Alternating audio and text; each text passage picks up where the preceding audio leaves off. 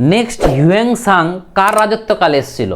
এই হিউয়েনসাং কার রাজত্বকালে এসেছিল সেটা কিন্তু আমাদের একটা ট্রিকের মাধ্যমে আমরা করব। ট্রিকটা শুনতে একটু কেমন লাগবে কিন্তু খুবই সুন্দর। দেখো আমার তো মনে হয় ভালো, তোমরা নিলে নিতে পারো। আমি মনে রাখি হ হ, ম ম, ফ চ, ভালো করে বুঝো, এইভাবে মুখস্থ করে নেবে। হ হ ম ম ফ চ, এর মানেটা যে হর থেকে হর্ষবর্ধন আর হিউয়েনসাং, মানে হর্ষবর্ধনের সময় হিউয়েনসাং এসেছিল। এটাই তো চাইছে যে হিউয়েনসাং কার সময় এসেছিল, তাহলে হর্ষবর্ধনের সময়। আর ম থেকে মেগাস্তিনিস কার সময় ছিল?